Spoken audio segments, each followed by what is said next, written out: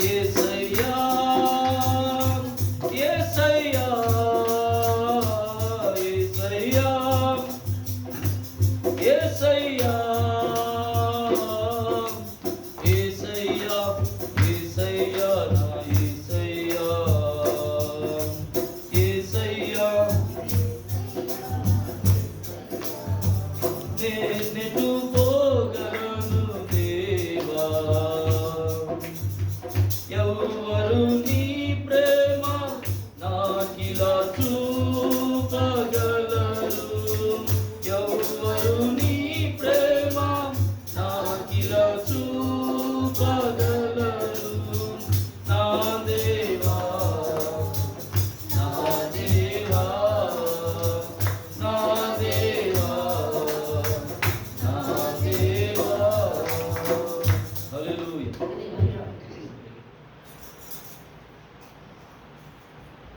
ప్రభువును ప్రియరక్షకుడు శ్రేష్ఠమైన నామములో మీ అందరికీ నా హృదయపూర్వక వందనాలు. ఇప్పుడు చాలా చక్కటి మాటలు మనం విన్నాం. దర్శనులు మరి చక్కటి మాటలు చేశారు. ప్రార్థన మనం ఎలా చేయాలనే విషయం గురించి తదుపరి మరి మంచి వాక్యం చేశారు. ఇక వాక్యం సరిపోద్దని నేను అనుకుంటున్నా. కాకపోతే నేను ఉన్నాను ప్రార్థన గురించి కాదు చెప్పండి కాసేపు చెప్తూ వచ్చింది. దేవునికి స్తోత్రం హల్లెలూయా. మరి తోయబడినప్పుడు తప్పదు కదా కాసేపు. కాబట్టి కొద్ది నిమిషాలు దేవుని యొక్క వాక్యాన్ని శ్రద్ధగా మనం విందాం. మరి చక్కటి మాటలు మనం విన్నాం. వాగ్దానమును గుర్చినటువంటి మాట. ఈ వాగ్దానం అనేటువంటి విషయానికి వస్తే బైబిల్లో చాలా వాగ్దానాలు ఉన్నాయి. బైబిల్లో నేను ఎందాడే గూగుల్లో కూడా చూసాను అన్నమాట. అనే వాక్యం చెప్పేటప్పుడు the greatest promise in the Bible, మీరు కూడా తల ఇంటికి వెళ్ళినప్పుడు చూడండి. The greatest promise in the Bible అని కొడితే ఒక వచనం కనపడింది. యోహాను సువార్త 3వ అధ్యాయం 16వ వచనం. దేవుడు లోకమును ఎంతో ప్రేమించెను, ఆయన తన అద్వితీయ కుమారుడుగా పుట్టినవాని యందు విశ్వాసముంచు ప్రతివాడు నశింపక నిత్య జీవము పొందునట్టు ఆయనను అనుగ్రహించు. సో ద గ్రేటెస్ట్ ప్రామిస్ ఏంటంటే నశింపక నిత్య జీవము పొందును. బైబిల్లో ఉన్నటువంటి ఒక గ్రేటెస్ట్ వాగ్దానం, అత్యంత ప్రాముఖ్యమైన విలువైన శ్రేష్టకరమైన వాగ్దానం ఏంటంటే ఏ ఒక్కరూ నశించకూడదు, అంతటా అందరూ మారు మనస్సు పొంది నిత్య జీవమునకు వారసులవ్వాలి. ఇదే మాట హెబ్రీయులకు రాసిన పత్రిక 10వ అధ్యాయం 19 నుంచి కొన్ని వచనాలు చదువుకుంటారు. మోషే ప్రతి ఆజ్ఞను ప్రజలతో చెప్పిన తరువాత ఆయన నీళ్లతోను రక్తవర్ణము గల గొర్రెబొచ్చుతోను ఉస్తోపుతోను కోడెల యొక్కయు మేకల యొక్కయు రక్తం తీసుకొని దేవుడు మీ కొరకు విధించిన నిబంధన రక్తమిదే అని చెప్పారు. 10:19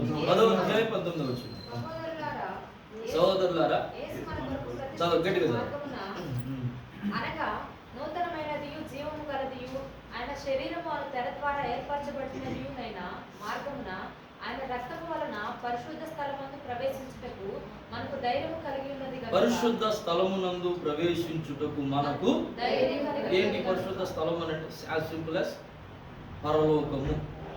అది కన్ఫర్మ్. ఇంకా దేవునికి స్తోత్రం. చదవండి. దేవుని ఇంటి పైన మనకు గొప్ప యాజకుడు ఉన్నాడు కనుకను మనస్సాక్షికి కల్మషము తోచుకుంటున్నట్లు ప్రోక్షింపబడిన హృదయములు గలవారమును నిర్మలమైన ఉదకముతో స్నానం చేసిన శరీరములు గలవారమునై ఉండి విశ్వాస విషయంలో సంపూర్ణ నిశ్చయత కలిగి యథార్థమైన హృదయముతో దేవుని సన్నిధానమునకు చేరుదుము అని అంటారు. కింది వచ్చినటువంటి వాగ్దానం చేసినవాడు అంటే ఈ పైన చదివిన వచనాల్లో ఉన్నటువంటి సారాంశం అంతా కూడా ఏంటంటే వాగ్దానం అన్నమాట. ఏంటి ఆ వాగ్దానము అని అంటే మనము యథార్థమైన హృదయంతో, ఇంకా అక్కడ చాలా విషయాలు ఉన్నాయి, వాటన్నిటితో కూడా మనం ఏం చేయాలంట? దేవుని సన్నిధానమునకు చేరాలి, పరలోకానికి చేరాలి, నిత్య జీవానికి చేరాలి అని ప్రభు మాట్లాడుతూ ఉన్నాడు. దేవునికి స్తోత్రం చెప్పారు.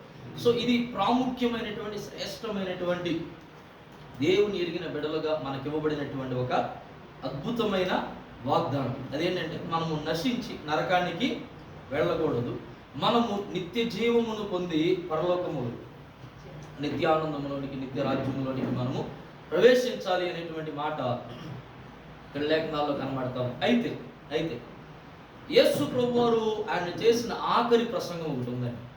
యేసు ప్రభువారు చేసిన ఆఖరి ప్రసంగం మత్తయి సువార్త 24వ అధ్యాయం కానివ్వండి, తర్వాత మార్కు సువార్త 13వ అధ్యాయం కానివ్వండి, అలాగే లూకా సువార్త 21వ అధ్యాయం.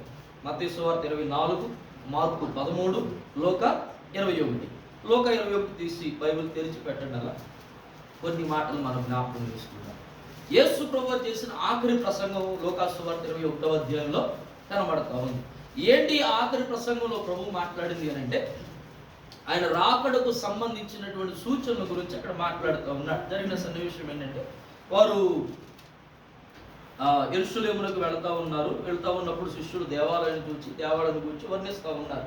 ఇది చాలా అందంగా కట్టబడింది, రమ్యంగా కట్టబడింది, ఇది శృంగారించబడినది అని మాట్లాడుతూ ఉన్నప్పుడు యేసు ప్రభువు ఒక మాట అంటారు, ఈ కొన్ని రోజుల్లో లేదంటే కొంతకాలానికి ఈ దేవాలయంలో రాయి మీద రాయి నిలబడినటువంటి దినములు వస్తాయి అని చెప్పినప్పుడు వెంటనే శిష్యులు అడుగుతారు, అయ్యా ఇప్పుడు జరుగుతుంది, దానికి సూచనలు ఏంటి అని అంటే ఆ అధ్యాయం అంతా కూడా మీరు చదువుకుంటూ వెళ్తే జనం మీదకి జనం లేస్తారని, రాజ్యం మీదకి రాజ్యం లేచునని, భూకంపాలు కలుగుతాయని, తెగుళ్ళు వస్తాయని, కరువులు వస్తాయని, ఆకాశంలో భయోత్పాతాలు పడతాయని సూచనలు, ఇలా నీతిమంతులైన వారిని బలత్కారముగా అన్యాయముగా కొడతారని, తిడతారని, అన్యాయముగా అధికారుల దగ్గర లాక్కుని వెళతారని, చిత్రహింసలు పెడతారని, చెరసాల్లో వేస్తారని, మరణదండలకు అప్పగిస్తారని, ఇలా చాలా విషయాలను ప్రభు మాట్లాడుతూ ఆకాశంలో జరిగేటువంటి సూర్య చంద్ర నక్షత్రముల యొక్క మార్పును, కాల గమనాలను, వీటన్నిటిని గురించి మాట్లాడుతూ 34వ వచనంలోకి వచ్చేసరికి ఒక శ్రేష్టమైన మాట చెప్తాడండి.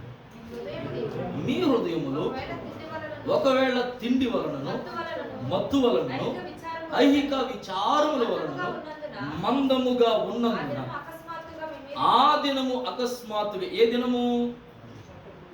దినము ఇదిగో ఆ రాయి మీద రాయి నిలవబడకుండా ఉండేటువంటి దినం, రాయి మీద రాయి నిలబడకుండా ఉండే దినం ఎప్పుడు వచ్చిందంటే ఆయన రాకడ. ఇంకా దేవునికి స్తోత్రం.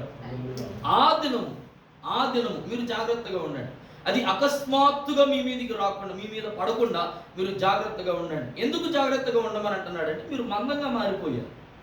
యాజ్ సింపుల్ యాజ్ అక్కడ చెప్పిన మాట, మీరు మందంగా మారిపోయారు. ఎందుకు మందంగా మారిపోయారు అంటే 3 విషయాలు చెప్పాడు. 1 తిండి వలన, 2 మత్తు వలన, 3 నిద్రపోతున్న గట్టిగా స్తోత్రం చెప్పండి. దేవునికి స్తోత్రం కలుగునే. ఎడికి చేద్దాం. హల్లెలూయా, హల్లెలూయా. 1 తిండి వలన, 2 మత్తు వలన, 3 ఇక్కడ ఒక్కచోటే చెప్పాడు యేసు ప్రభు. ఇంకెక్కడైనా చెప్పాడు అని అంటే ఆయన మొదటి ప్రసంగం కూడా అది. మత్తయి సువార్త 6వ అధ్యాయం 32, 33 వచ్చినారు చదవండి. మత్తయి సువార్త 6వ అధ్యాయం 32, 33 వచ్చినారు. ఇవన్నీ కావాలని ఈ పరలోకపు తండ్రికి తెలియను, కాబట్టి మీరు ఆయన రాజ్యంలో నీతిని మొదట వచ్చిన కూడా చదవండి. కాబట్టి ఏమి తిందుమో, ఏమి తాగుదుమో, ఏమి ధరించుకుందుమో అని దేవునికి స్తోత్రం చెప్పారు. ఆఖరి ప్రసంగంలోనే కాదు, ఆయన మొదటి ప్రసంగంలో కూడా ప్రస్తావించిన మాట ఏంటంటే తిండి, మత్తు, ఐహిక విచారముల వలన మీరు ఆ పరలోక ఆ శ్రేష్టమైన వాగ్దానమును పొందుకోలేకపోతున్నారు అని ప్రభు మాట్లాడుతూ వచ్చాడు. దేవునికి స్తోత్రం. మీకు అర్థమైంది సబ్జెక్ట్ ఏమన్నా? ఏమండి? శ్రేష్టమైన వాగ్దానం ఒకటి ఉంది. ఆ వాగ్దానం ఏంటంటే అంతటా అందరూ మారు మనసును పొంది నిత్య జీవమునకు వెళ్ళాలి. ఇది శ్రేష్టమైన వాగ్దానం. ఈ వాగ్దానాన్ని స్వతంత్రించుకోలేకపోవడానికి ఒక కారణం ఏంటంటే, ఇంకా గట్టిగా చెప్పాలంటే అసలైన కారణం ఏంటంటే తిండి, మత్తు, ఐహిక విచారం. ఇది కేవలం యేసు ప్రభువు ఒక్కసారి ప్రస్తావించింది కాదు. ఆయన మొదటి ప్రసంగము అదే, ఆయన ఆఖరి చిట్ట ప్రసంగము అది. దేవునికి స్తోత్రం. ఇంకా కొంచెం లోపలికి వెళితే పాత నిబంధన గ్రంథంలో దీన్ని కూర్చున్నటువంటి విషయాలను కూడా మనం చూస్తే చూడండి ఒకసారి. లూకా సువార్త 17వ అధ్యాయం 26వ వచనంలో పాత నిబంధన సంగతులను రాస్తా ఉన్నాడు. నోవాహు దినములలో జరిగినట్లు ఏం జరిగింది? ఆగండి. ఏం జరిగింది నోవాహు దినాల్లో? జలప్రళయం వచ్చింది, మొత్తం నాశనం చేసేసింది. ఏం చేస్తున్నారు అప్పుడు వీళ్ళు? నాశనానికి ముందు తినుచు, తాగుచు, పెండ్లాడుచు, పెండ్లికి ఇయ్యబడుచు ఉన్నారు. జలప్రళయం వచ్చింది, నాశనం చేసుకుంటా వెళ్ళిపోయింది. నెక్స్ట్ లోతు దినాల్లో ఏం జరిగింది? సోదొమ గొమొర్రా పట్టణాల మీద అగ్ని గంధకములు కురిపించబడ్డాయి. అప్పుడేం చేస్తున్నారు వీళ్ళు? తేడా ఏమీ లేదు, వాళ్ళు అదే పనిలో ఉన్నారు. తింటాం. అక్కడ ఇంకొక శ్రేష్టమైన మాట ఉంది. ఆ ప్రకారమే 28 లోతు దినములలో జరిగినట్టును జరుగును. జనులు తినుచు త్రాగుచు కొనుచు అమ్ముచు నారు నాటుచు ఇండ్లు కట్టుచు ఉండి. అయితే లోతు సోదము విడిచిపోయిన దినమున ఆకాశము నుండి అగ్ని గంధకములు కురిసి వారిని అందరినీ నాశనము చేసి ఆ ప్రకారమే మనుష్య కుమారుని దినాల్లో. అందుకే యేసు ప్రభువు ఆఖరి ప్రసంగంలో చెప్పినటువంటి మాట ఏంటంటే తెలుసా? మీరు మందంగా మారొద్దు అని అన్నాడు. ఏమన్నాడు? మీరు మందంగా మారితే తలుపులు పట్టవు. ఏ తలుపులు? శారీరకంగా మందంగా మారేమనుకోండి, ఈ తలుపులు పట్టవు. ఆత్మీయంగా మందంగా మారేమనుకోండి, పరలోక తలుపులు నువ్వు ఎంత లోపలికి వెళ్ళాలని ప్రయత్నించినా మన వల్ల కానే కాదు. దేవునికి స్తోత్రం చెప్తారు ఒకసారి గట్టిగా హల్లెలూయా. కాబట్టి ఇలాంటి విషయాలు ఏమైనా ఉంటాయి, ఈ రాత్రి మనం ఏం చేసుకోవాలంటే సరి చేసుకోవాల్సిన వారంగా ఉన్నా. చాలామంది తిండికి ప్రాధాన్యత ఇస్తారు, మత్తుకు ప్రాధాన్యత ఇస్తారు. ఈ రాత్రి ఇక్కడ చేయడం మనం అందరం కూడా ధన్యులు అని నేను నమ్ముతున్నాను. నమ్మినోడు గట్టిగా స్తోత్రం చెప్పాడు. ఏంటో డౌట్గా చెప్తున్నాను, ధన్యులు కాదే. ఎందుకు ధన్యులు అని నేను అంటున్నానంటే, మనం నిద్ర మత్తును పక్కన పెట్టి, చాలా మత్తులు ఉన్నాయి. ఏమండి చెప్తారు? కొన్ని మత్తులు, డబ్బు మొత్తం ఉంది, పని మొత్తం ఉంది, ప్రేమ మొత్తం ఉంది, వ్యసనాలని మందు మొత్తం ఉంది, సిగరెట్ మొత్తం ఉంది, ఏమండి అమ్మాయి మొత్తం ఉంది, అబ్బాయి మొత్తం ఉంది. ఇలా చెప్పుకుంటూ వెళ్తే ఒక్కొక్కడికి ఒక్కొక్క మొత్తం ఉంది. దేవునికి స్తోత్రం. ఒకడికి సీరియల్ అంటే మత్తు, ఒకడికి సినిమా అంటే మత్తు, ఒకడికి ఫోన్ అంటే మత్తు. లేవంటారా? దేవునికి స్తోత్రం చెప్తారా గట్టిగా హల్లెలూయా. వీటన్నిటిని విడిచిపెట్టి ఒక రాత్రి ప్రభు సన్నిధులు ఆయనతో గడపాలని మనం ఇక్కడికి చేరామంటే నిజంగా మనం గట్టిగా చెప్పండి, డౌట్ హల్లెలూయా. ధన్యులం మనం. మీ పక్కన వాళ్ళు చెప్పండి, నువ్వు ధన్యుడు, నువ్వు ధన్యురాలు అని చెప్పండి. ఆమేన్. మనమందరం ఎవరు అంట? ధన్యులు. కాబట్టి ఈ రాత్రి ప్రభు సన్నిధిలో మనం ఉన్నాం. నిశ్చయంగా ఇప్పటి వరకు దైవజనులు చెప్పిన మాటలన్నిటిని బట్టి ప్రభు ఏ వాగ్దానాన్ని అయితే మనకు చేశాడు, ఆ వాగ్దానాన్ని స్వతంత్రించుకునే విషయంలో అన్ని విధములుగా ప్రభు మనకు సహాయము దయచేయునుగాక. ఆమేన్. దేవునికి స్తోత్రం చెప్పండి గట్టిగా హల్లెలూయా. కొన్ని విషయాలు ఆ విచారం లేదా తిండి అమ్మొత్తు కొన్ని కారణాలు ఉన్నాయి కదా మన వాగ్దానాన్ని స్వతంత్రించుకోలేకపోవడానికి. బైబిల్లో ఒక మాట రాయబడింది, ఒక ధనవంతుడు అంటే ఇలా అనుకుంటున్నాడంట, ఏమని? నా ప్రాణమా వినుము, భాగము, సుఖించుము. తెల్లారిపాటికి ఏమైపోయాడు? సర్దుకుని వెళ్ళిపోయాడు. కాబట్టి ప్రభు అంటున్నాడు, వీటి మీద మనం ఆధారపడకూడదు. మీకు ఏమి కావాలో 6వ అధ్యాయం చూసాం కదా మత్తయి సువార్తలో, మీకు ఇవి కావాలనని పరలోకపు తండ్రికి తెలుసు. ఈ రాత్రి మనం దేన్ని స్వతంత్రించుకోవాలంటే, దేన్ని సంపాదించుకోవాలి అంటే ఆయన రాజ్యములో స్థానమును మనము స్వతంత్రించుకోవాలి. అందుకోసమే ఈ రాత్రి మనం ఇక్కడ చేరి ఇంత ప్రయాసం, ఇంత ప్రార్థన, ఇంత కష్టమైన నిద్ర మానుకుని, ఏమంటే ఆహారాన్ని మానుకుని ఉపవాసం ఉండి మనం ప్రార్థన చేస్తూ ఉన్నాం. దేవునికి స్తోత్రం. నా మాటలు నేను త్వరగా ముగించుకుంటూ వెళ్ళిపోతాను. ఇక్కడ 3 విషయాలు చెప్పబడ్డాయి. 1 తిండి, 2 మత్తు, 3 ఐహిక విచారములు. తిండిని గురించి బైబిల్లో కొన్ని చాలా శ్రేష్టమైన మాటలు ఉన్నాయి. చదవండి సామెతల గ్రంథం 23వ అధ్యాయం 2వ వచనం.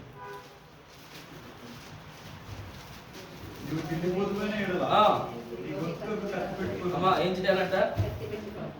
నువ్వు తిండిపోతున్నా. దేవునికి స్తోత్రం. నువ్వు తిండిపోతున్న వాళ్ళు ఏం చేయాలంట? నోటికి గొంతుకి కత్తి పెట్టుకోవాలి. ఎందుకనంటే తిండి నిన్ను దేవుని నుండి దూరం చేస్తావు. దేవునికి స్తోత్రం చెప్పండి. మన ఈ మధ్య కాబట్టాడు, ఏంటమ్మా ప్రార్థన రాలేదు మా సంఘం అడిగితే ఆమంది ఫంక్షన్ దగ్గర భోజనం చేయడానికి వెళ్ళినా. నేను అన్నాను, ఆ భోజనానికి నేను వచ్చాను కదమ్మా ప్రార్థనతో చూసుకుని, మరి నువ్వు కూడా నాకులాగా ఆయనకి వెళ్ళొచ్చు ఏంటన్నా. ఏం చెప్పంటారు, దగ్గర ప్రార్థన మానేసి భోజనానికి వెళ్ళానా, సాయంత్రానికి మోసం చెప్పుకున్నాను. దేవునికి స్తోత్రం.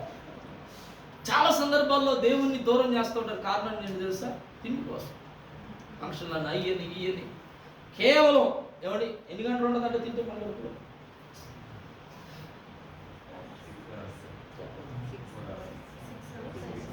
6 hours. 6 గంటల్లో వాళ్ళు ఏమైపోతుంది అంతా కూడా అరిగిపోయి కరిగిపోయి 6 గంటలు కడుపులో ఉండేదానికోసం మనం దేవుణ్ణి ఒక శ్రేష్టమైన సమయాన్ని, ఒక శ్రేష్టమైన ఆశీర్వాదం, ఒక శ్రేష్టమైన దీవెనను దేవుని సన్నిధిలో మనం కోల్పోతా ఉన్నాం. అందుకన్నా శ్రేష్టమైన వాగ్దానానికి మనము దూరము అయిపోతాం. దేవునికి స్తోత్రం. ఇంకో మాట చదవండి, 23-21 వచనం.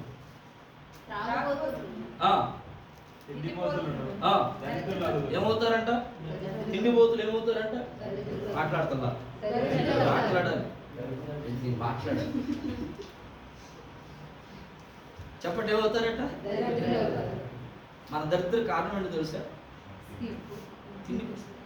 ఏమండి, పాస్టర్ గారు వాక్యం చెప్తూ బైబిల్ కొన్ని పోతులు ఉన్నాయని మాట్లాడుతూ వచ్చి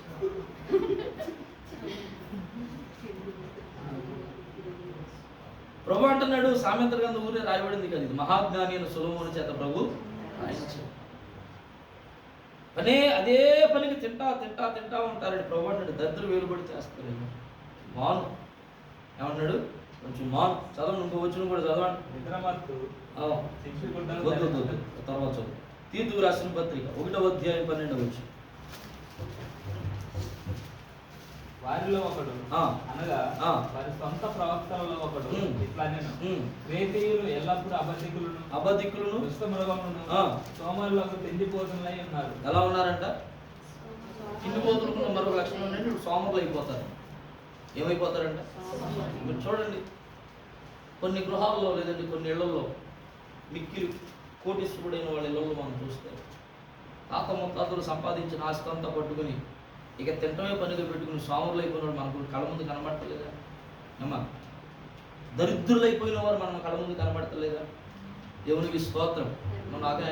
మనకాయన మా ముత్తాత కంటే 20 ఎకరాలు ఉండేయండి. ఎవరికి? ముత్తాతకి 20 ఎకరాలు ఉన్నాయండి. ఇప్పుడు 2 ఎకరాలు కూడా లేవండి. ఏమైపోయినాయి?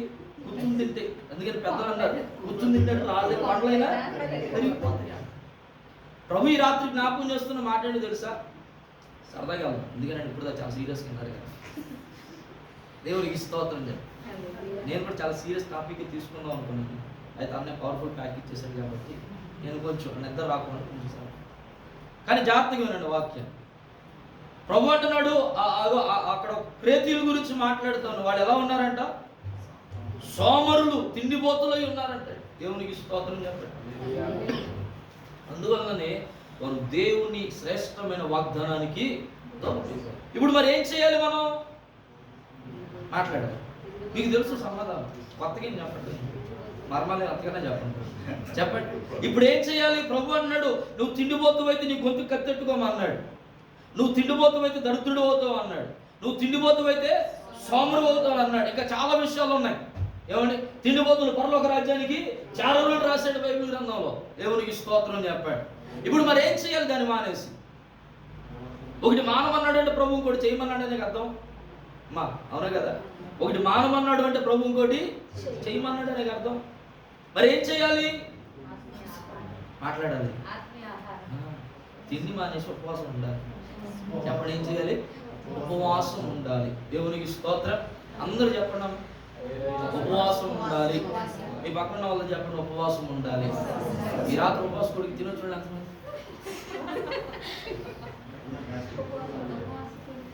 సరే, దేవునికి స్తోత్రం. ఎందుకు ఉపవాసం ఉండాలని నేను జ్ఞాపకం చేస్తాను. ఉండిపోయిన పర్లేదు కనుక ఎందుకు ఉండాలని జ్ఞాపకం చేస్తాను. జాగ్రత్తగా కొన్ని సమస్యలు మనం నిలబడి ప్రార్థన చేస్తే తీరతాయి. కొన్ని సమస్యలు మనం మోకాళ్ళు ఉంచితే తీరతాయి. కొన్ని సమస్యలు సంఘముగా సహవాసముగా ప్రార్థన చేస్తే తీరతాయి. కానీ కొన్ని ఉంటాయండి, నువ్వు ఎన్ని ప్రార్థనలు చేయి, నేను మాత్రం పోను అంటాయమ్మ. నువ్వు ఎంతైనా చెయ్యి, నేను మాత్రం వెళ్ళనే. అప్పుడు ఏం చేయాలి? మనం ఉపవాసము ఉండాలి. దేవునికి స్తోత్రం. హల్లెలూయా. ఎక్కడ లొంగనిదైనా ఎక్కడ లొంగుతుందో తెలుసా? ఉపవాసమునకు. అది ఉపవాసం అంటే మామూలు ఉపవాసం కాదు, ఉపవాసముతో కూడిన ప్రార్థన. దేవునికి స్తోత్రం. ఎప్పుడు ఒక్క ఉపవాసంలో ఏముండదు, ఉపవాసముతో కూడిన ప్రార్థనలో శక్తి ఉంటుంది. దేవునికి స్తోత్రం. గడిచేది హల్లెలూయా. మచ్చుకు దాని కొన్ని మాటలు జ్ఞాపకం చేస్తాను. నెహెమ్యా కబురు వచ్చింది. ఏ కబురు? యెరూషలేము పాడైపోయింది, అది పాడు దిబ్బగా మార్చబడింది, అందులో నివాసము చేయడానికి ఇళ్ళు లేకపోయింది, పంటలు పండడానికి కూడా భూమి నిస్సారంగా మారిపోయింది. శేషించిన వారు చాలా బాధపడుతున్నారు. అక్కడ ఆ శేషించిన వాళ్ళు కూడా ఎవరంటే బలాఢ్యులు కాదు, ముసలి మొత్తగా కాళ్ళు చేతులు ఈ గుంటోడు ఉంటారు, వాళ్ళని వదిలిపెట్టేసి శ్రేష్టమైన భాగాన్ని అంతా కూడా ఏం చేశారు, చెరగా తీసుకుని వెళ్ళిపోయారు. ఇక మిగిలినంతా కూడా వ్యర్థమే. వాళ్ళు బాధపడుతున్నారు. నెహెమ్యా వినగానే రాజు దగ్గర అంటే సెలవు తీసుకుని ఏం చేశాడంటే ఉపవాసం నుండి ప్రార్థన చేయడానికి వెళ్ళిపోయాడు. ఎన్ని రోజులు తెలియదు కానీ బైబిల్ గ్రంథంలో రాయబడలేదు. కానీ కొన్ని రోజులు ఉపవాసం నుండి మరలా తిరిగి వచ్చాడంట. రాజు దగ్గరికి తిరిగి వచ్చేసరికి అతని ముఖము విచారముగా ఉందంటే. రాజు అడిగాడంట, ఎందుకని నీ ముఖం ఎంత విచారంగా ఉంది అని అంటే, ఉండబట్టలేక ఆ నెహెమ్యా తన బాధనంతా కూడా ఏం చేశాడు, రాజు దగ్గర చెప్పేస్తున్నాడు. ఒక మంచి మాట చెప్తారు, ఉపవాసము రాజు దగ్గర ధైర్యంగా మాట్లాడడానికి శక్తినిచ్చింది. దేవునికి స్తోత్రం చెప్పండి గట్టిగా హల్లెలూయా. ఉపవాస ప్రార్థన ఏం చేస్తుంది, రాజు దగ్గర ధైర్యంగా మాట్లాడడానికి ఇంకొక అద్భుతమైన మాట ఏంటో తెలుసా? రాజు దగ్గర ఈ నెహెమ్యా పని ఏంటంటే, రాజుకి గిన్నె, ఏ గిన్నె, ద్రాక్షారసం యొక్క గిన్నె. ఇది దేనికి గుర్తు? సంతోషానికి గుర్తు, ఆనందానికి గుర్తు. అలాంటి సంతోషానికి ఆనందానికి గుర్తైన ద్రాక్షారసం గిన్నెచ్చేవాడు ఎలా ఇవ్వాలి? నవ్వుతూ ఇవ్వాలి. ఎలా ఇస్తున్నాడు? ఏడుతూ ఇస్తున్నాడు. అమ్మా దేవునికి స్తోత్రం చెప్పండి. ఉండాలా ఓడిపోయగల, ఇంకా మాట్లాడాలి, ఉండాలా ఓడిపోయగల చెప్పండి అమ్మా. ఎందుకో తెలుసా? నెహెమ్యా ఏడుస్తూ గ్లాస్ ఇస్తే ఈ ప్రభావం రాజు మీద పడితే న్యాయం కోసం వచ్చిన వాళ్ళందరికీ అన్యాయం జరిగిపోతాడు. ఇక అర్థం ఉందా పాయింట్? న్యాయం కోసం వచ్చిన వాళ్ళందరికీ అన్ని. ఎందుకని? ఈ ముఖాన్ని చూసి మనవాడు ఎంత సంతోషంగా ఉంటాడు మరి? ఎవరు? రాజు. ఏమంటే కాబట్టి నెహెమ్యా అక్కడ మరణకరమైనటువంటి పరిస్థితులు ఉన్నప్పటికీ కూడా ఉపవాస ప్రార్థన ఏం చేసిందని అంటే, అట్టి స్థితిని దాటించి రాజు ఎదుట ధైర్యముగా మాట్లాడడానికి కృపనిచ్చింది. దేవునికి స్తోత్రం చెప్పండి గట్టిగా హల్లెలూయా, హల్లెలూయా. ఉపవాస ప్రార్థన అధికారులు ఎదుట మనల్ని నిలబెట్టడం మాత్రమే కాదు, వారితో మాట్లాడించగలిగినటువంటి కృపనిస్తుంది. గట్టిగా స్తోత్రం చేద్దాం హల్లెలూయా. ఇలా చెప్పుకుంటూ వెళ్తే చాలా సందర్భాలు ఉన్నాయి. కానీ ఈ రాత్రి ప్రభు మనతో మాట్లాడుతున్న మాట, తిండి కాస్త తగ్గించి ఉపవాసం ఉండి ప్రార్థన చేయడం నేర్చుకోండి. ఉపవాసం ఉండి ప్రార్థన చేయడం నేర్చుకోండి. యోవేలు గ్రంథం అంటాడు 2వ అధ్యాయము 12వ వచనం నుండి మీరు చదవగలిగి, ఇప్పుడైనా మీరు ఉపవాసం ఉండి. ఎలా అంట? ఇప్పుడైనా మీరు ఉపవాసం ఉండి. యోవేలు గ్రంథం మీరు జాగ్రత్తగా చదివితే ఆ 10వ వచనంలో మాట్లాడుతూ అంటాడు కదా ప్రభు, క్రొత్త ద్రాక్షారసము, క్రొత్త తైలమును నేను మీకు ఇస్తాను. ఎలా ఎలా అని అంటే, అప్పుడు మరలా ప్రభు సమాధానం చెప్తాడు, మీరు ఇప్పుడైనాను ఉపవాసము ఉండి. క్రొత్త ద్రాక్షరసము, క్రొత్త తైలము దేనికి సాదృశ్యం? ఏమండి అన్న, దేనికి సాదృశ్యం? ఇంకా అమ్మా చెప్పాలి. క్రొత్త ద్రాక్షారసము, క్రొత్త తైలము దేనికి సాదృశ్యం తెలుసా? ఆయన రాజ్యమునకు సాదృశ్యం. దేవునికి స్తోత్రం హల్లెలూయా. అక్కడికి వెళ్ళాలి అంటే ప్రభు, ఇప్పుడైనా మీరు ఉపవాసం ఉండి. చదవండి. కన్నీరు విడుచుచు దుఃఖించుచు మనపూర్వకముగా నా యొద్దకు రండి. దేవునికి స్తోత్రం. ఆ 10 వచనాలు చదివితే, సియోను బాకా ఊదుడి. తర్వాత చదవండి, ఇంకో మాట ఉంటుంది.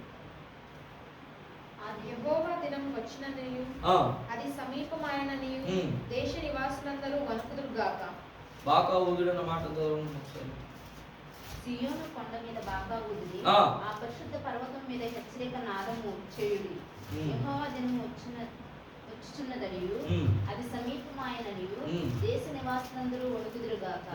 ఆ దినము అంధకారముగా ఉండును, మహా అంధకారము కమ్మును, మేఘములను గాఢాంధకారమును ఆ దినమున కమ్మును. పర్వతముల మీద ఉదయకాంతి కనబడినట్లు అవి కనబడుచున్నవి. అవి బలమైన ఒక సియోనులో బాకా ఊదుడి, ఉపవాస దినము ప్రతిష్ఠించుడి, వ్రత దినము నియమించి ప్రకటన చేయుడి, జనులను సమకూర్చుడి, చిన్నవారిని స్తన్యపానము చేయి బిడ్డలను తోడుకుని రండి. పెండ్లి కుమారుడు అంతఃపురములో నుండి, పెండ్లి కుమార్తె గదిలో నుండి. దేనికి గుర్తు? శ్రేష్టమైన వాగ్దానానికి గుర్తు. అందుకని అంటున్నాడు, ఉపవాస దినమును ఎవరు ప్రకటించాలి? ఇది చాలా ప్రాముఖ్యమైన విషయం.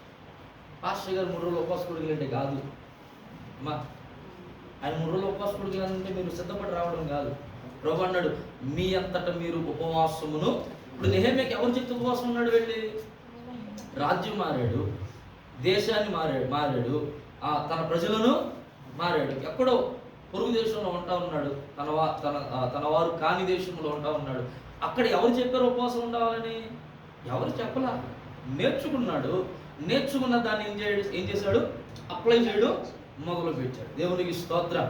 ఎవరు మనం కృషి చేయకూడదు ఉపవాసం ఉండాలని.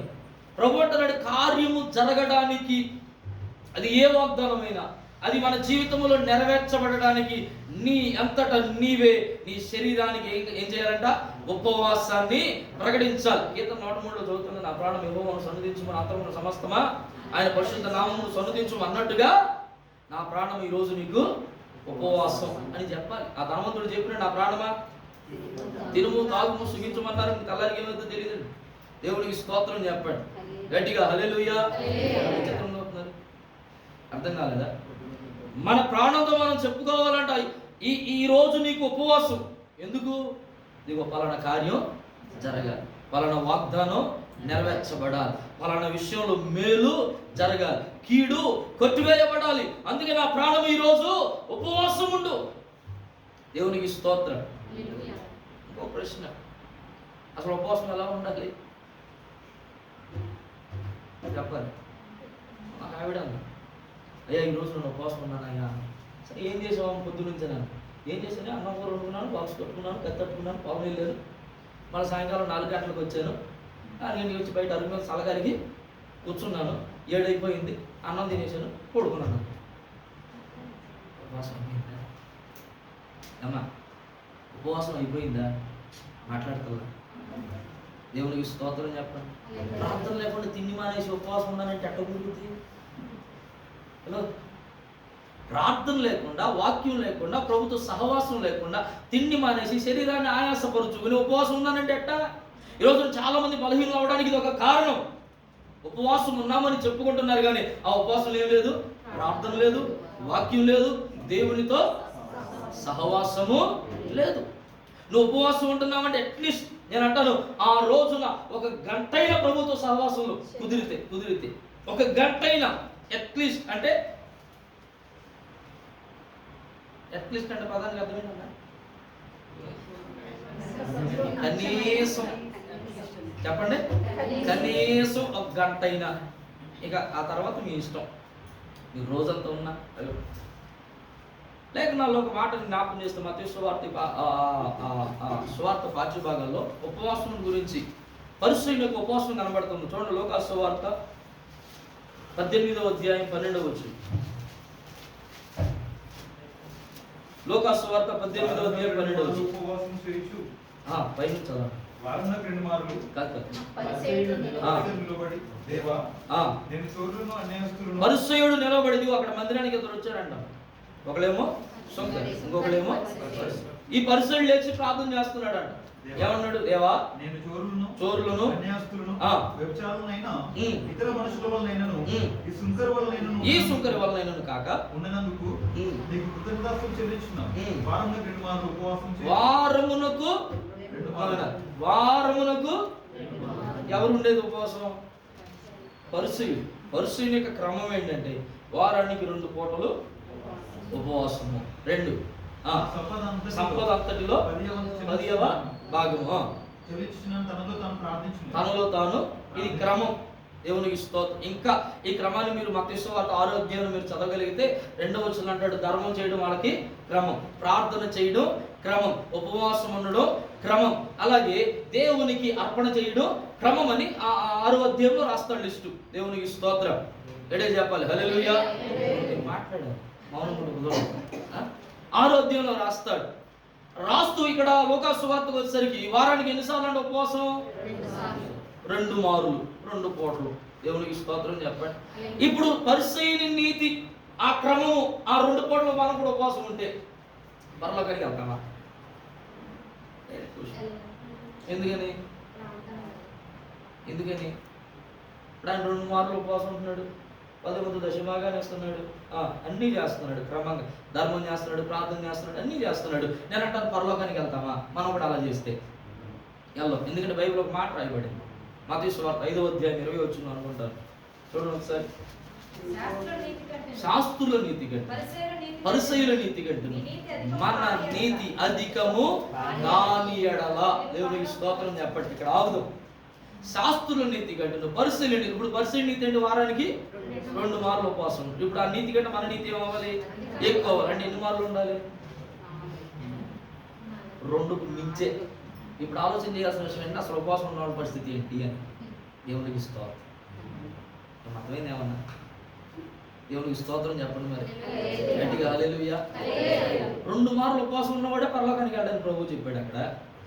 అసలు ఉపవాసం ఉన్నవాడు మరి ఎక్కడికి వెళ్తారు? కాబట్టి ప్రభు అన్నాడు తిండి మాని మీరేం చేయమన్నాడు? ఉపవాసము ఉండండి అని అన్నాడు. ఒక మాట ఏమనుకున్నంటే సబ్జెక్ట్ కాదు నేను చెప్తున్నా. వాడు 10వ వంతు చెల్లించాడు. వాడి నీతి కన్నా మన నీతి ఎంత చెల్లించాలంటారు? ఇప్పుడు మీరు ఆలోచించుకోండి. దేవునికి స్తోత్రం. గట్టిగా చెప్పాలి హల్లెలూయా. కాబట్టి ప్రభు అన్నాడు ఉపవాసం ఉండాలి. మనం ఏమంటే ఏం చేయాలి? ఉపవాసం ఉండాలి. ఎలా ఉండాలి? మత్తయి సువార్త 6వ అధ్యాయం చదవండి ఒకసారి. చేయనప్పుడు వేషధారుల వలె ఉండకూడదు. మనుషులకు ఒకటి వేషధారుల వలె ఉండకూడదు అంటండి. 2 మనుషులకు కనబడాలని మనం ఉపవాసము చేయకూడదు అంటండి. 17వ వచనం. కాక రహస్యమందున నీ తండ్రికే కనబడవాలని. అందుకే అన్నాను పాస్టర్ గారు చేతితో ఉపవాసం ఉంటే అది తెలిసిపోయినట్టేగా. మాట్లాడండి, తెలిసిపోయినట్టేనా కాదా? మీ ఫ్రెండ్ ఎవరో చెప్పింది ఉపవాసం ఉండి ప్రార్థన చేసుకోమా అని. ఏమండి ఆ ఫోర్స్ మీద నువ్వు ఉపవాసం ఉండవు. ఇది ఎట్లా కుదురుద్ది? ప్రభు అన్నాడు నీ స్వంత మనస్సాక్షి ప్రేరేపణతో నీవుగా ఉపవాసమును ప్రకటించుకోవాలి. అది రహస్యంగా ఉంచబడాలి. దేవునికి స్తోత్రం. మరి పాస్టర్ గారు సంఘంలో ఉపవాస ప్రార్థన చేస్తుంటే నేను అంటాను ఈ సంఘ ఉపవాస ప్రార్థనలు వేరు, వ్యక్తిగత ఉపవాస ప్రార్థనలు వేరు. సంఘ ఉపవాస ప్రార్థనలు ఎందుకు తెలుసా? మన ఆత్మీయ క్షేమాభివృద్ధి కొరకు. వ్యక్తిగత ఉపవాస ప్రార్థనలు ఆ వాగ్దానాన్ని స్వతంత్రించుకోవడం. దేవునికి స్తోత్రం చెప్పండి. ఇలా చెప్పుకుంటూ వెళ్తే చాలా విషయాలు వస్తాయి, నేను ముగిస్తా ఉన్నా. ఇది మొదటి మాట. తిండి మనం ఏం చేయాలంట? మాట్లాడారు ఉపవాసము ఉండాలి. 2వ మాట ఏంటి? మత్తు. దీని గురించి చూడండి, ఇందాక చదువుకున్నాం కదా, సామెతల గ్రంథం 23:21. నిద్రమత్తు ఏమవుతుందంట? చింపి గుడ్డలు ధరించుటకు కారణమవుతున్నట్టు. దేవునికి స్తోత్రం. గడి చెప్పండి హల్లెలూయా, హల్లెలూయా.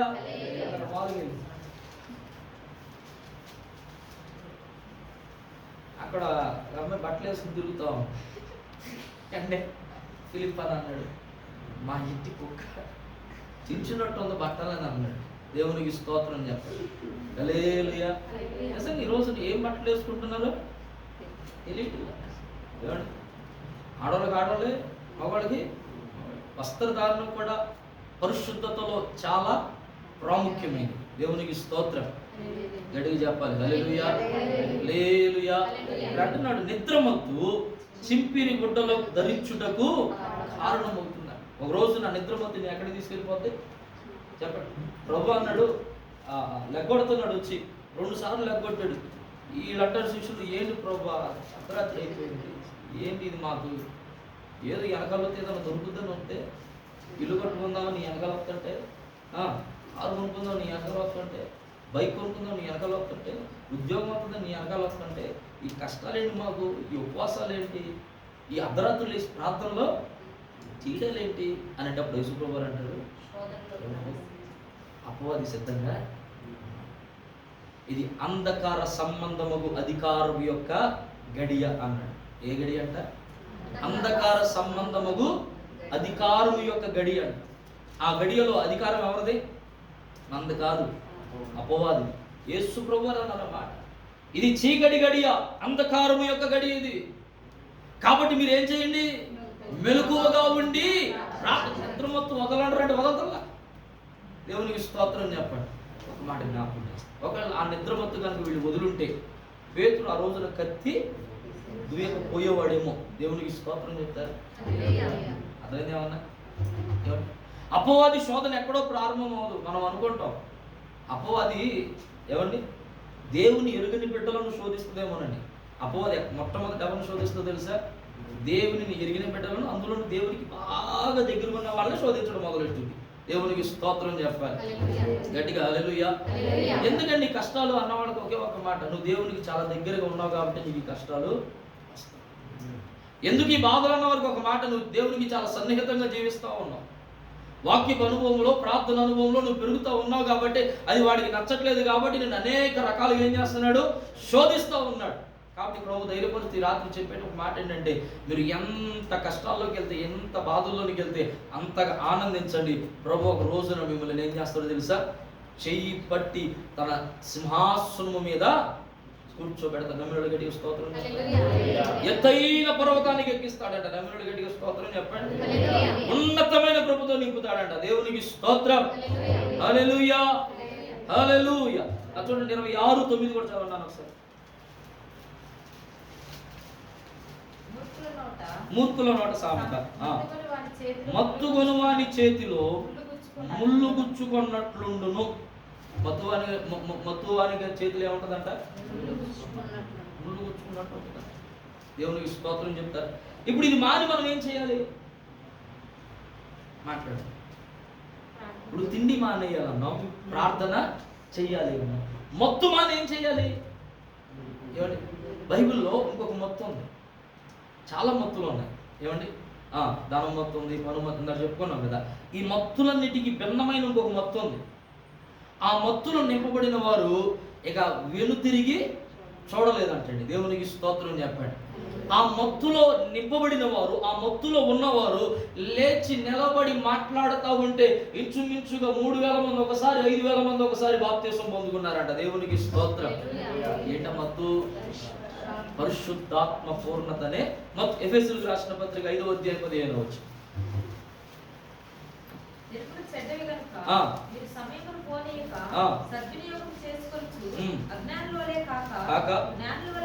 నడుచుకునుడి, జాగ్రత్తగా చూచుకునుడి.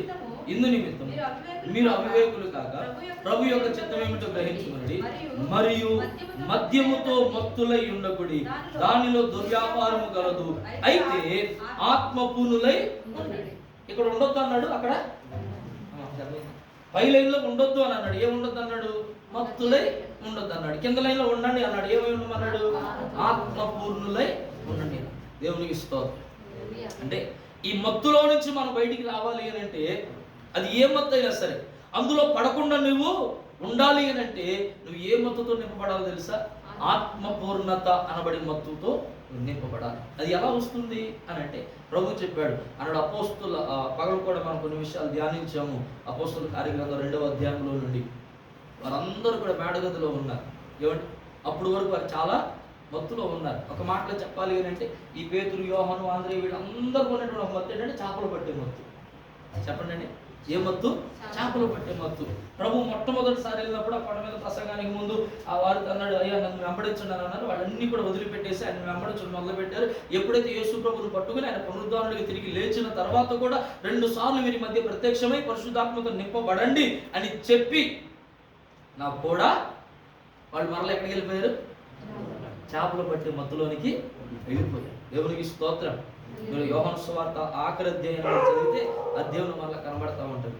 వారు చేపలు పట్టుకోవడానికి వెళ్ళిపోయారంటే మరలా సేమ్ సిచ్యువేషన్ రిపీట్ అయింది. రాత్రంతా కష్టపడ్డారని మళ్ళీ ఒక చేప కూడా పడలేదండి. తెల్లాటికి ఒడ్డుకు వచ్చారు, ఆ వలలను కడుకుంటా ఉన్నారు. ఈ లోపల మరలా 3వసారి యేసు ప్రభువు వారి మీద, వారి దగ్గర, వారి మధ్యలో ప్రత్యక్షమై మరలా జ్ఞాపకం చేస్తున్నమాట, మీరందరూ యెరూషలేమును విడిచిపెట్టి వెళ్ళక ఒక గదిలో ఉండి నేను చేసిన వాగ్దానము కొరకు కనిపెట్టండి అని చెప్పాడు. దేవునికి స్తోత్రం. అప్పుడు ఆ మత్తులో చాలా బయటకు వచ్చాడు. సర్లే అప్పుడు వెంబడించాము, మరలా ప్రయత్నిద్దాం అనుకున్నారు. మరి ఏమనుకున్నారో తెలియదు. మరలా వలను వదిలేసి మేడగదిలోనికి చేరారు. అద్భుతమైన కృప ఏంటంటే వారందరూ కూడా పరిశుద్ధాత్మతో నింపబడ్డారు. నేననే మాట, మరలా ఆ మత్తు జోలికి వాళ్ళు వెళ్ళారా? ఎక్కడన్నా చూసారా వాళ్ళు మళ్ళీ తిరిగి వెళ్ళినట్టు? మరలా వల పట్టుకున్నట్టు ఎప్పుడైనా చూసారండి? మరలా చేపలు పట్టడానికి వెళ్ళినట్టు ఎక్కడన్నా రాయబడిందా? నేను అంటాను, వాళ్ళు ఆ మత్తులోనే ఉంటే గనక ఈ రోజున ప్రపంచవ్యాప్తంగా వారి పేరు వినబడేది కాదు, తెలియబడేది కాదు. ఈ రోజున ప్రపంచ ప్రఖ్యాతిగాంచినటువంటి స్కూల్స్ కానీ హాస్పిటల్స్ కానీ వారి పేరు మీద ఉండడానికి కారణం వారు ఆ మత్తుని వదిలి ఆత్మపూర్ణులుగా మార్చబడ్డారు. దేవునికి స్తోత్రం చెప్తారు గట్టిగా హల్లెలూయా. ఎన్ని హాస్పిటల్స్ ఉన్నాయి, ఎన్ని స్కూల్స్ ఉన్నాయి. ఏమంటే సెయింట్ పీటర్స్, సెయింట్ థామస్, అద్భుతమైనటువంటి స్కూల్స్, ఏమంటే అద్భుతమైన హాస్పిటల్స్ ఉన్నాయి. ఎందుకు వచ్చిన వాళ్ళకి అంత పేరు, అంత ఘనత అంటే మత్తును విడిచిపెట్టి ఆత్మపూర్ణులుగా మార్చబడ్డారు. ఈ రాత్రి ప్రభు మనతో మాట్లాడుతున్న రెండో మాట, మనం మత్తును వదిలిపెట్టాలి. అసాధ్యమే, నేను అంటాను అసాధ్యమే, కొంచెం కష్టమే. ప్రభు అంటున్నాడు, ఆయన వాగ్దానం కొరకు మీరు దేవాలయంలోనికి వచ్చి ఆ వాగ్దానం కొరకు కనిపెడతా ఉండండి, కనిపెడతా ఉండండి, కనిపెడతా ఉండండి. ఒకరోజు నిశ్చయంగా ఆయన తన ఆత్మపూర్ణతతో మనలను నింపి మరలా ఆ మత్తు జోలికి వెళ్ళనివ్వకుండా మనలను చేసి తన ఉన్నతమైన కృపతో మనలను నింపుతాడు. ఆమె చెప్తారు గట్టిగా హల్లెలూయా, హల్లెలూయా. మూడో మాట, ఒకటి తిండి మానాలి, ఏముండాలి? ఉపవాసము ఉండాలి. అలాగని చెప్పి ఇందాక చెప్పాను కదా అమ్మా, ప్రార్థన లేకుండా దేవునితో సహవాసం చేయడానికి అవకాశం లేకుండా దయచేసి ఉపవాసం ఉండి శరీరాలను ఆయాస పరుచుకోవద్దు. అవకాశం లేకపోతే ఉపవాసం మానేయండి, తినేసేయండి, ఇబ్బందే లేదు. లేదండి శుక్రవారం అలవాటు. ఏం అలవాటు అంట? శుక్రవారం. నేను అంటాను, ప్రార్థన లేకుండా శుక్రవారం అయినా, శనివారం అయినా, బుధవారం అయినా, గురువారం అయినా ఏదైనా ప్రసంగి గ్రంథం అంటాడు కదా, సొలొమోను అంతా వ్యర్థమే మాట్లాడాలి, వ్యర్థమే వ్యర్థమే. దేవునికి స్తోత్రం చెప్పండి గట్టిగా హల్లెలూయా. మూడో మాట ఐహిక విచారములను మానాలంట. ఏమనాలి? సింపుల్ గా ఐహిక విచారాలు అంటే మూడు విషయాలు, శరీరాశ, నేత్రాశ, జీవోత్తాపం. ఐహిక విచారాలంటే శరీరాశ, నేత్రాశ, జీవపు నమ్మం. ప్రభు ఈ లోకంలో ఉన్న సమస్త విధములైనటువంటి చెడుని, పాపమును అంతటిని కూడా తీసుకొచ్చేసి ఈ మూడిట్లో పెట్టేసాడు ప్రభు. దేవునికి స్తోత్రం చెప్పండి. ఈ మూడిటికి మించి మరొక పాపం ఇంకా లేదు. అసలు పాపం రావడానికి కారణమైన ఆదాములో కూడా, అవలో కూడా ఏక కనబడింది. మరి దేవునికి స్తోత్రం చెప్తారు గట్టిగా హల్లెలూయా. ఒకటి కళ్ళను చూపించింది, చూడగానే కళ్ళు కోరుకున్నాయి. రెండు కప్పలు అయిపోతుంది, ఆ బ్రైట్నెస్ వచ్చేసింది, ఇక అంతే సంగతి. ఆ పాపం అలా ఇప్పటికి ఆ పాపములోనే అనేక మంది దేవుని యొక్క శ్రేష్టమైన వాగ్దానాన్ని కోల్పోతూ ఉన్నారు. కాబట్టి రాత్రి ప్రభు జ్ఞాపకం చేస్తున్న మాట, రాత్రి అనకూడదు ఇంకా, ఈ తెల్లవారుజామున ప్రభు మనకు జ్ఞాపకం చేస్తున్న మాట ఏంటి అంటే మనము ఐహిక విచారములను విడిచిపెట్టాలి. కొన్ని వచనాలు జ్ఞాపకం చేస్తాను, చదవండి ఒకసారి. మొదటి యోహాను పత్రిక 2వ అధ్యాయం 16వ వచనం. త్వరగా చదవండి, నా టైం అయిపోయింది.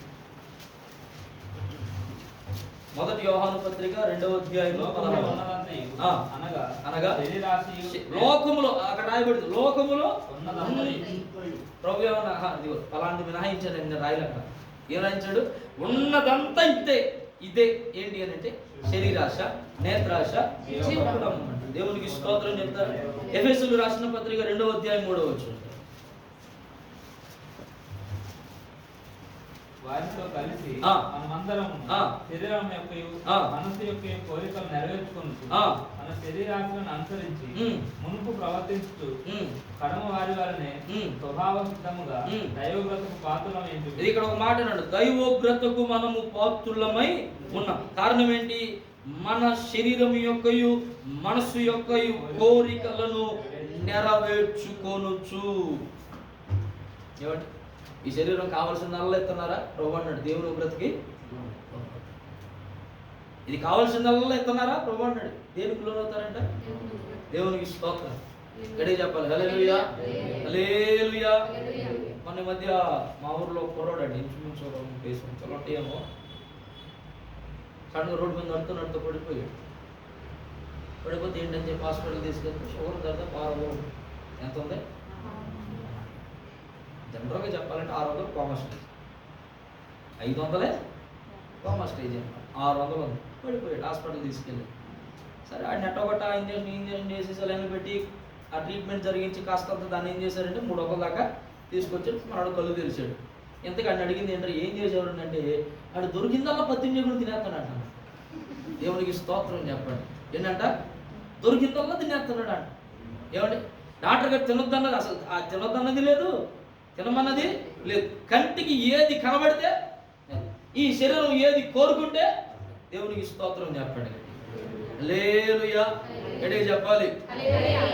రాత్రి ప్రభు అంటాడు, ఒకవేళ అలాంటి స్థితిలో కనుక మనం ఉంటే ప్రభు అంటున్నాడు, ఆ శరీరం కోరుకున్నటువంటి కోరికలను, మనసు కోరుకున్నటువంటి కోరికలను. ఒక పెద్ద ఆయన అన్నాడు, ఏమండి, ఈ భూమి మీద అత్యంత వేగంగా ప్రయాణించగలిగింది హలో రాకెట్ కాదు, విమానం కాదు, ఇంకోటి కాదు, అదేంటో తెలుసా? మనస్సు అని అన్నాడు. దేవునికి స్తోత్రం చెప్పండి. అది ఎక్కడే ఉంటుంది. ఇప్పుడు కూడా ఉపవాస ప్రార్థన ఉన్నట్టే ఉన్నాం, కానీ మన మనసులు ఎక్కడెక్కడో తిరుగుతూ ఉంటాయి. దేవునికి స్తోత్రం కాదంటారా? ఆదివారం ఆరాధనలో ఉంటే ఇంటికాడ ఇక్కడ సిచ్యువేషన్ చెప్పాలంటే హాస్పిటల్ చిక్కు అయిపోతామని. దేవునికి స్తోత్రం చేద్దాం గట్టిగా. హల్లెలూయా. దేవుని మందిరంలో ఉన్నంత వరకు ఉదయం చెప్పాను కదా, మనస్సు నిలిపి ఉండాలంట. మనం ఏం చేయాలంట? మనస్సు నిలిపి ఉండాలంట. ఎక్కడ? దేవాలయములు, మందిరములు, దేవుని మీద మనస్సు నిలిపి ఉండేదే 1.5-2 గంటలు. ఏమన్నా ఉండేదే 1.5-2 గంటలు. మళ్ళీ అందులోనూ ప్రారంభించేది 10 గంటలకు 11 గంటలకి అయితే మనం వచ్చేది 11, 12, 12:30, 1 గంటకి. దేవునికి స్తోత్రం చెప్పండి. ఆ ఉన్న గంట అయినా, ఉన్న అరగంట అయినా మనస్సు నిలిపి ఉండలేకపోతే నేను అంటాను, ఇక్కడికి వచ్చేయండి ఉపయోగం. ఒక ఆవిడ నిద్రపడుతుంది. ఎక్కడంట? మందిరంలో అంటే నిద్రపడుతుందంట, అందుకే వస్తుందంట మందిరం. దేవునికి స్తోత్రం చేయాలి. శరీరాశను మనం ఏం చేయాలంట? చంపాలి. అందరూ చెప్పండి, శరీరాశను చంపి. పక్కన వాళ్ళకి చెప్పండి, పౌరులుగా చెప్పండి, నీ శరీరాశను చంపుకొని చెప్పి. ఆమేన్. హల్లెలూయా. హల్లెలూయా. ఇదిగో గెహాజీ ఉన్నాడు, ఈయన వద్దన్నాడు, ఆయనేమో కావాలని పరిగెత్తాడు. ఏం తెచ్చుకున్నాడు? ఆ వెళ్ళిపోతున్న వాడు వదిలేసిన దాన్ని. నేను అంటాను, ఈ శరీరాశ, నేత్రాశ, ఇలా ఇయేనండి జీవపుడంబం అన్నీ కూడా ఎలాగే ఉంటాయి. ఏదైతే వద్దని వెళ్ళిపోయిందో, ఏదైతే పోగొట్టబడిందో, ఏదైతే బాగుపరచబడిందో అది మరలా రావడానికి అవకాశము ఉంది. కనుక ప్రభు అంటున్నాడు, మీరు ఐహిక విచారములను విడిచిపెట్టి ఏం కలిగి ఉండాలి? మనం తిండి మాని ఉపవాసం చేయాలన్నాం, మత్తు మాని ఆత్మపూర్ణులుగా మారాలి అన్నాం. మరి ఐహిక విచారములను మానడానికి మనం ఏం చేయాలి? ప్రార్థన చేయాలి. చెప్పడం ఏం చేయాలి? ప్రార్థన చేయాలి. దేవునికి స్తోత్రం చెప్తారా గట్టిగా? హల్లెలూయా. హల్లెలూయా. ప్రార్థన చెయ్యాలి. ఏమండి, మనం అలా రోడ్డు అంటే వెళ్తా ఉన్నాం. అందులో మనం బిర్యానీ తినకూడదు, నాటుగా చెప్పి వేడి చేసినా తగ్గించాలి. కానీ దాన్ని చూడగానే మనసు లాగిద్ది. ఈ మనసు ఏం చేస్తుందంటే పరుగులు పెడతా ఉంది, తిను తిను తిను అంటా ఉంది. శరీరం కూడా తిను తిను, రాని రాని రాని అని అంటా ఉంది. దేవునికి స్తోత్రం. ఇంకా చెప్పాలి ఏంటంటే మనం జలగలంటే వాళ్ళమండి తిండి విషయం. అలాంటి వాళ్ళంట పని ఇమ్ము ఇమ్ము రాని రాని రాని అంటానే ఉంటుంది. కానీ దేవునికి స్తోత్రం. మన ఈ మధ్య శాస్త్రవేత్తలు లెక్కేసి మనిషి సంవత్సరకాలను బ్రతికున్న కాలం ఇంచుమించు వేసారంట లెక్క. ఎన్ని టన్నుల ఆహారం తినాలంటే అంత వేసారు లెక్క. నాకు ఉద్యోగం ఉంది కాదు. ఏమండి, 1,00,000 టన్నుల ఆహారాన్ని దీంట్లో వేస్తున్నాడండి. ఇది ఉన్నదే తిప్పి కూడా 50 కేజీలు. దేవునికి స్తోత్రం చేద్దాం గట్టిగా. హల్లెలూయా. మాట నిద్ర వస్తుంది, ముగిస్తాను నేను జాగ్రత్తగా. ఐహిక విచారములను మనం ఏం చేయాలి? మూడవదిగా ప్రార్థన చేయాలి. ప్రార్థన మనసు లాగుతుందా? వెంటనే కళ్ళు మూసి ప్రార్థన చేసేయి. ప్రభా, మనసు లాగుతుంది, ఈ ప్రేరేపణ నుండి, ఈ ఆకర్షణ నుండి నన్ను తప్పించుము అని మనం ప్రార్థన చేయాలి. ఖచ్చితంగా దేవుడు మనను ఆ శోధన నుండి, అందుకే అన్నాడు కదా, శోధనలో పడకుండా మీరు ప్రార్థన చేయండి అని అన్నాడు. దేవునికి స్తోత్రం. ప్రతిదీ శోధనే. ఒక మాట జ్ఞాపకం చేస్తాను, నేను ఎప్పుడు చెప్తూ ఉంటాను, శోధించబడటం తప్పు కాదమ్మా. విన్నారా? శోధించబడటం తప్పు కాదు. ఎందుకంటే అపోది అందరిని శోధిస్తాడు. శోధించబడిన వాడు ఎవరు లేడు. అంతెందుకు 40 రోజులు యేసు ప్రభువుని అరణ్యంలో అపోది ఏం చేస్తాడు? శోధించాడు. ఏమండి, ఇప్పుడు నేను అంటాను, 40 రోజులు ఉపవాసం ఉన్న వ్యక్తి దగ్గరికి వెళ్ళి రొట్టె కావాలని అంటే ఏమంటుంది మనసు? కదా కదా. శోధించబడటం తప్పు కాదు, కానీ తీసుకుని తినేంత చూసారా, అది తప్పు. వెళ్ళిపోయి చేసేస్తాం చూసారా, అది తప్పు. దేవునికి స్తోత్రం చెప్పండి. శోధించబడటం తప్పు కాదు, శోధనలో పడటమే తప్పు. నువ్వు శోధించబడుతున్నావా, ప్రార్థన చేయి, శోధనలో పడకుండా. దేవునికి స్తోత్రం. అందుకే యేసుప్రభువు వారికి యేసుప్రభువు వారు చెప్పారు శిష్యులకి, మీరు శోధనలో ప్రవేశించుకున్నట్లు మెలకువగలిగి ప్రార్థన చేయి. ముగింపులోకి వస్తున్నాం. లోకాసు వార్త 21వ అధ్యాయానికి వచ్చాడు. ఆఖరి వచనం చూపించు మా చెప్పండి. ఆ శ్రేష్టమైన వాగ్దానాన్ని స్వతంత్రించుకోలేకపోవడానికి 3 కారణాలు చెప్పాడు. ఈవెన్ పాత నిబంధన గ్రంథంలోనైనా కొత్త నిబంధన గ్రంథంలోనైనా ఆది కాండం మొదలుకొని ప్రకటన గ్రంథం వరకు మీరు కావాలంటే కొన్ని వచనాలు మీకు జ్ఞాపకం చేస్తాను, దయచేసి రాసుకోండి. మార్కు సువార్త 4:19, లోకా సువార్త 12:45, 1వ కొరింథీయులకు రాసిన పత్రిక 6వ అధ్యాయం 10వ వచనం, హోషేయ గ్రంథం 4:11, 1వ పేతురు పత్రిక 4:3. తర్వాత ఇంటికి వెళ్ళి చదువుకోండి. ఇవి కారణాలు అని ప్రభు అంటున్నాడు, చాలా స్పష్టంగా చెప్పేశాడు. ఆది కాండం మొదలుకొని ప్రకటన గ్రంథం వరకు నాశనం రావడానికి ముందు జరిగిన సన్నివేశాలు ఏంటి అని అంటే, వారు తినుచు త్రాగుచు ఇక వారి సొంత పనుల వాళ్ళు ఇష్టం వచ్చినట్లుగా నడుచుకుంటున్నారు. ఇష్టం వచ్చినట్లుగా దేవుని భయం లేదు, భక్తి లేదు, దేవుని వాక్యానికి విలువ లేదు. ఇంకా చెప్పాలంటే సంఘ కాపరికి విలువ లేదు. ఎందుకంటే నేను కాపరిని కాబట్టి నా బాధ నాకు తెలుసు. దేవుడికి స్తోత్రం చేస్తాను గట్టిగా, హల్లెలూయా హల్లెలూయా. మందిరానికి విలువేమో, ఎవరి పెద్దవారికి విలువేమో, ఇలా ఆ జరుగుతున్న తరుణాలన్నిటిలో కూడా నాశనము వారి మీదికి దిగి వచ్చినట్లుగా మనం లేఖనాల్లో చూస్తా ఉన్నాం. కాబట్టి ప్రభు అన్నాడు, ఆ శ్రేష్టమైన వాగ్దానాన్ని స్వతంత్రించుకోకపోవడానికి 3 కారణాలు. తిండి మాట్లాడాలి, మత్తు, ఐహిక విచారం. తిండి మానాలి, ఉపవాసం ఉండాలి, మత్తు వేడాలి, ఆత్మపూర్ణులుగా మారాలి. 3 ఐహిక విచారములు పోవాలంటే ప్రార్థన చెయ్యాలి. దేవునికి స్తోత్రం. ఇవన్నీ చేయడానికి గల కారణం ఏంటంటే ఆ అధ్యాయంలో రెండు ఒకసారి 21వ అధ్యాయం 35వ వచనం, ఆ దినము భూమి అందంతటా నివసించు వారందరి మీదికి అకస్మాత్తుగా వచ్చును. ఏ దినము? ఏ దినము? ఆ రాకడ దినం. సమస్తము కూడా నిర్మూలమయ్యేటువంటి దినము. జనముల మీదికి జనములు, రాజ్యముల మీదికి రాజ్యములు, భయోత్పాతములు, సూర్య చంద్ర నక్షత్రములు, అయ్యో భయంకరమైనటువంటి రోజులు. ఆ దినము అందరి మీదకి వస్తుంది. కొంతమంది మీద చెప్పలేక అందరి మీదకి వస్తుంది. అయితే ఆ దినము నుండి తప్పించుకునేవారు ఎలా ఉంటారు చూడండి. కాబట్టి మీరు జరగబోవు వీటినెల్లను తప్పించుకొని మనుష్య కుమారుని ఎదుట అనగా యేసు క్రీస్తు ఎదుట నిలువబడుటకు శక్తి గలవారగునట్లు ఎల్లప్పుడూ ప్రార్థన చేయుచు మెలకువగా ఉండుడి. దేవునికి స్తోత్రం. ఎలా అంట? ఎల్లప్పుడూ ప్రార్థన చేయుచు మెలకువగా ఉండండి. కారణం ఏంటి తెలుసా? 1 తప్పించుకొని ఆ శ్రేష్టమైన వాగ్దానంలోనికి మనము అడుగు పెట్టడానికి. 2 మనుష్య కుమారుడైన క్రీస్తు ఎదుట మనము నిలవబడటానికి. ఆయన ముందు నిలబడే ధైర్యము, ఆయన ముందు నిలబడే శక్తి మనకు లేదు.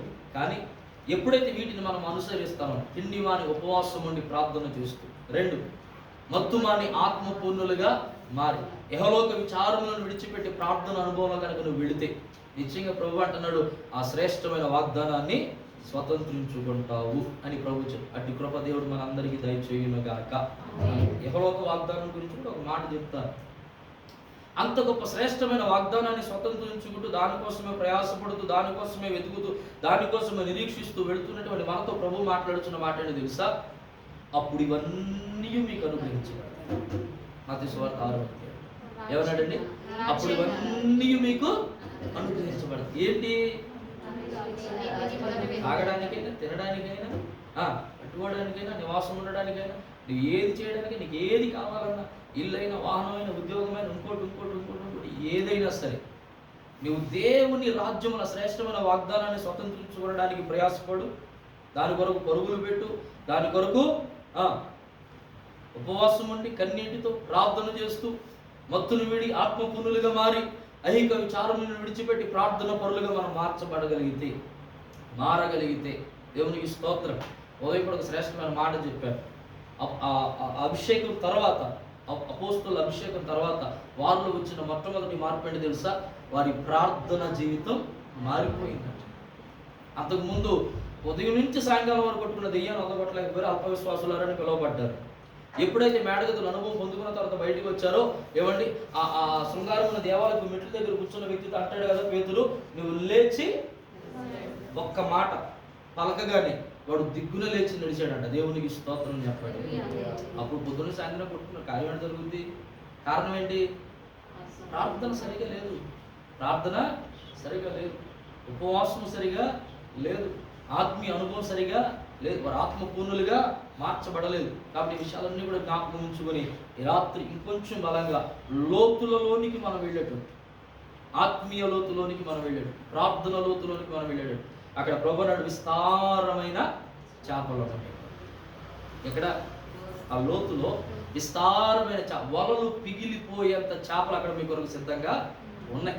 ఇంకో తెలుసుకుంటే ఇందులో కూడా అంటే ఎప్పుడు జ్ఞాపకం చేస్తాను, ఈ దీవెనలన్నీ, ఏ దీవెనలు? ఈ దీవెనలన్నీ అంటే దీవెనలు ఎక్కడ ఉన్నాయి అన్నాడు. ఏమన్నా ఇది కూడా పెద్ద ప్రసంగం చేయాలండి, ఇప్పుడు చెప్తాడు. ఈ దీవెనలు అని అన్నాడు అంటే ఎక్కడ ఉన్నట్టు దీవెనలు? ఎక్కడ? ఇక్కడే. ఇక్కడ అంటే మనం ఎక్కడ ప్రార్థన చేస్తూ ఉంటాం అక్కడ దీవెనలు మన చుట్టూరు తిరుగుతూ ఉంటాయి. దేవునికి స్తోత్రం చెప్తారు. హల్లెలూయా. ఏమండి చిన్నప్పుడు స్కూల్లో చదివే పాఠం నేర్చుకున్నాం కదా, మేకపిల్లని సంకలో పెట్టి నువ్వులంతా ఎత్తికాడు. మనం కూడా ఆశీర్వాదాలు మన దగ్గర ఎట్టుకుని మనం ఏం చేస్తున్నాం? ఎక్కడో ఎక్కడో ఎక్కడో ఎక్కడో ఎక్కడో అని పరుగులు పెడుతున్నామండి. ప్రభు అంటున్నాడు, నేడు ఈ నా మాటలను శ్రద్ధగా విని ఆ మాటలను అనుసరించి నువ్వు నడిచిన ఎడల ఈ దీవెనలను నీకు వచ్చి ప్రాప్తించున్నాను. ద్వితీయోపదేశకాండం 28వ అధ్యాయం మొదటి నుంచి 14 వచనాలు చదివితే అన్న జ్ఞాపకం చేసిన వాగ్దానాలను అక్కడ రాయబడి ఉంటాయి. దేవునికి స్తోత్రం చెప్తారా? వివరాల గురించి రాయబడి ఉంటాయి 15 వచనం నుంచి ఆ అధ్యాయం చివరి వరకు. అమ్మా అవి కూడా చదవండి ఒకసారి. దేవునికి స్తోత్రం గట్టిగా హల్లెలూయా. కాబట్టి ఈ రాత్రి మనం కొంచెం బలంగా లోతులోనికి వెళ్ళి ఆ లోతులో మన కొరకు దాచబడినటువంటి ఆ విస్తారమైన శ్రేష్టమైన ఆశీర్వాదకరమైన దీవెనల కొరకు మన ప్రార్థన చేద్దాం. దేవునికి స్తోత్రం. వల వేయడం అంటే అర్థం ఏంటి తెలుసా? వల వేయడం, వల వేసేది చేపల కొరకు, కానీ వల వేయడం అంటే ఏంటి? ప్రార్థన చేయడం. దేవునికి స్తోత్రం. వల అనేది దేనికి సాదృశ్యం అంటే ప్రార్థనకు సాదృశ్యం. నువ్వు ఆ ప్రార్థన అనే వలను వేయి. ప్రభు అన్నాడు విస్తారమైన చేపలు అందులో పడడానికి సిద్ధంగా ఉన్నాయి. అటు కృప దేవుడు మనందరికీ దయచేయును గాక. చిన్న ప్రార్థన చేసుకున్న వాక్యం కొరకు.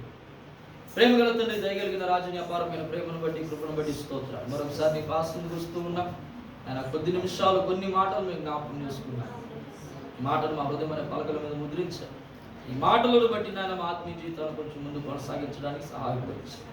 ఆయన నా ముందు నేను ఫిలిప్ అని మాట్లాడిన మాటలు కానీ, తండ్రి సతీష్ అని మాట్లాడిన మాటలు కానీ, నేను నైనా దాసునిగా మాట్లాడిన కొద్ది మాటలు కానీ, వీటిని బిడ్డల హృదయాలు బలపరచమని ఈ మాటల ద్వారా నేను ఆత్మీయ జీవితాలు వృద్ధి పొందడానికి, శారీరకమైనటువంటి జీవితాలు కూడా వృద్ధి పొందడానికి సహాయం దయచేయమని యేసు నామమున అడిగి వేడుకొనుచున్నాము తండ్రి. ఆమేన్. అందరికీ వందనాలండి.